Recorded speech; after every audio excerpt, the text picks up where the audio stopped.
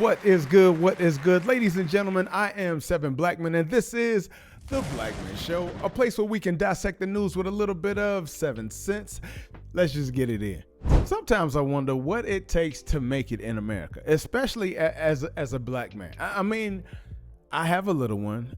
I'm raising him to be somebody, to be his own person, to not have as cynical a view of authority figures as I have. I'm hoping that he won't be as jaded as I have been, and I'm still working on it. But when we see things like we've seen with regard to Airman Roger Fortson, it becomes difficult to see a way out. Now, for those of you who are unaware, here's what I'm talking about. So we've got a young man by the name of Roger in Okaloosa County in Florida. Yeah. Now, just earlier this month, he's on a FaceTime call with his girl, right? Who knows if he's, in a heated conversation and the conversation is all crazy, but all we know is that he is inside of the home alone. At the same time, somebody outside of the home calls the police and complains about noise. Who knows if the noise in question is actually coming from Roger or somebody else? Who cares? All we know is the attack dogs have now been released, and now anybody can get it. So a single officer shows up. Mind you, this is for a noise complaint, right?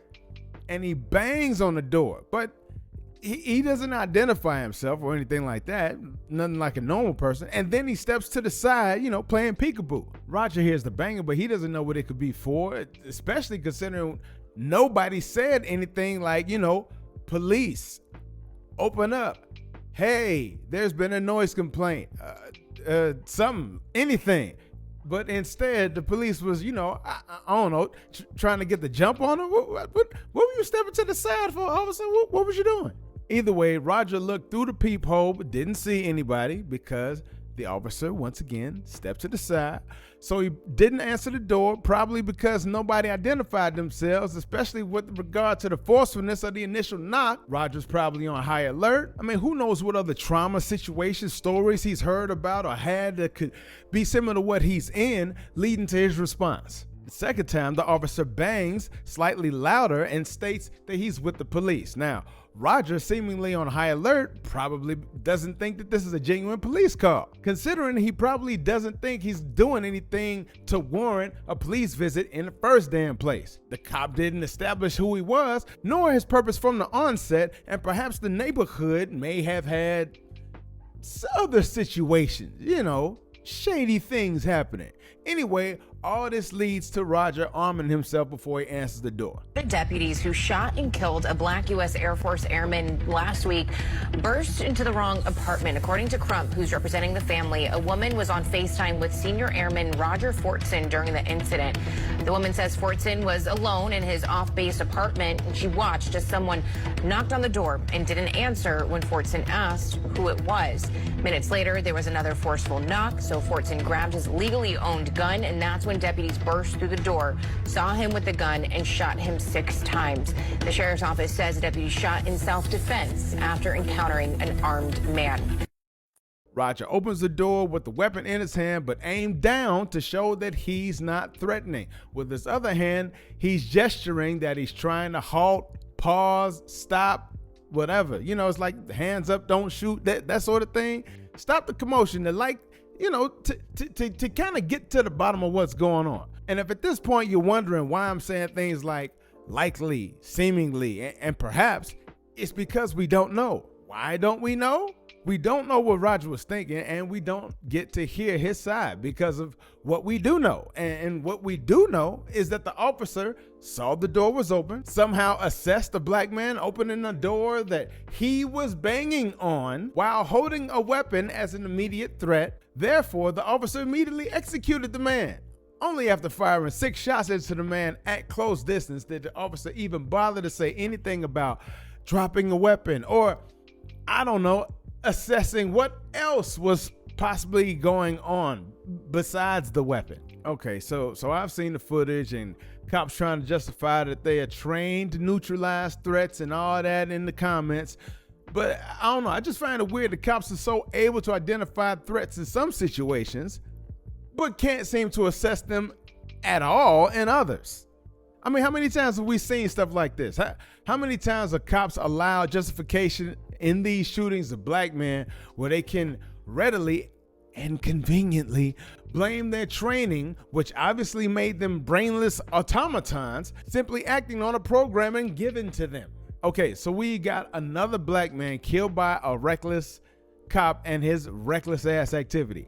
On top of that, we've got a reason for it. Threat neutralization. Try that on for size. See if that works. Oh, okay. Well, if that doesn't fit you well, try this on. It was self-defense. That's right. See, the cop, who to date has not been identified in any way, initially said this took place in self-defense because obviously holding a weapon in your hand is just the same as pointing it. Wait, you're saying it isn't? Can somebody check on that? Man, I don't know. Suddenly that training doesn't seem to be as proficient as they claim. So since that incident, the officer has been placed on administrative leave, right? Shocker. His identity has been withheld while Okaloosa County Sheriff Eric Aiden has promised transparency and accountability. Oh, I'm sure that transparency will appear anytime now. And that's not to say I want his name out for the bloodlust, energy, and spectacle that such an incident can create. But all things being equal, isn't that what they did for Floyd with the officer with Chauvin? Isn't that what they do with all officers? I know they do it when a black cop shoots somebody. So Roger's family has civil rights attorney Ben Crump representing them. And to that, I just have to say, Lee Merritt, where the hell are you? Families are really going through it. And look, they don't need legal representation from a man who has a problem saying legal representation. I'm just saying, I don't know his success record, but I know that he's always there when there's an injustice, but we rarely hear about his outcomes. I digress. I don't want to step on the black man doing his thing, but just saying, people need justice more than they need representation. You know what I'm saying? But in addition to that, I just wonder what the point of gun carry laws is if in your mind, just being black is the offense. So anything added to that is just the sauce, the topping to your racist, biased, unseasoned ass barbecue that you call fine dining. Why do we have guns for the good or bad reasons if for you vilification begins with, well, who's holding it and how do we feel about them? Oh no, it's a black man reading the newspaper with a gun safely held in his holster. Shoot him! It's a white man with an AK-47 randomly walking down the street aiming it at people everywhere. It's too big to conceal. I'm sure he's fine. Now, personally, I'd love to live where we can actually rely on the law to do as we think it should for all parties involved because of its blindness, right? The law is just as... But what we're seeing is people claiming that justice is blind, which allows them to act like they don't see the disproportionality of offenses and their related sentences between black and white people. You know, it's those people who say they don't see race. So unfortunately, they can't see how what they're doing is oppressive, offensive, or overall obligatory, but only on occasions outlined by their official overseers. That is, they're the all rights matter because they'd rather not talk about your individual black rights. People, you know, the ones that'll break your leg, hear you crying about it, then shoot you to take you out of your misery, you know, instead of fixing what the actual issue was in the first place, which was them breaking your leg. I just wish this young man didn't have to die from a so-called blind justice system that will find ways to justify the cop playing peekaboo before taking his life, again, for a so-called noise complaint, quicker than they will to actually go after the cop for what he did. By the way, no word on if the cop was even at the right location, if Roger was the actual party in question, or who even called the cops. But we do know another black man is dead at the intersection of great cop training, you know, that kind that turns you into robots, gun laws, and of course, let's sprinkle in some black in there, you know, Because why else would they shoot the guy in the first place? Come on, man. Now, mind you, this is the same police department already known for its swift actions in the Acorn attack of 2024. Oh, you don't remember? 'Twas just the February in this very year, the year of our Beyonce, when Officer Jesse Hernandez and his partner leapt into quick action after arresting a man for vehicle theft, placing him into the vehicle, closing the door, hearing an acorn hitting the car, and the male cop going into decisive action, barrel rolling into the street, even cosplaying, being hit by the offending acorn, but having the mental fortitude to alert his partner to join him as they collectively and repeatedly shot at their own vehicle, emptying the first magazine and installing another before realizing the folly of their actions, and thankfully leaving the abducted man completely unharmed physically, though definitely mentally scarred. This is the type of policing that you can be sure to find from the good people of Okaloosa County, it seems. Cops with the ability to assess, judge, and carry out convictions in a matter of seconds, but taking maybe another second or two to determine the why behind what's going on. That's just too much like rights. And we trample all over those, don't we?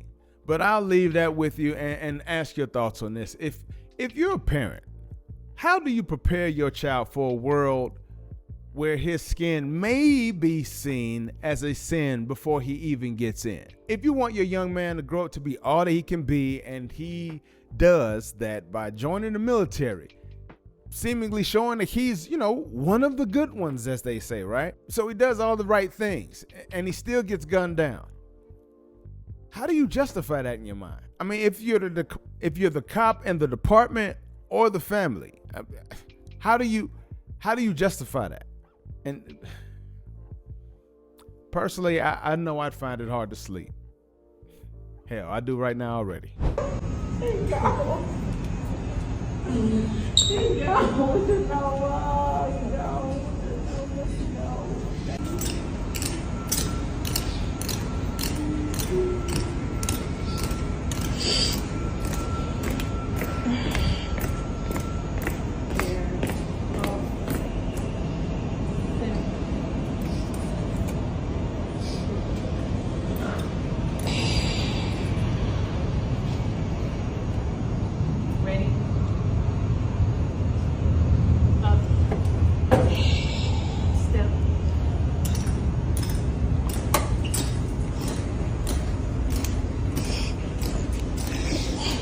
Till next time, peace, and I'm out.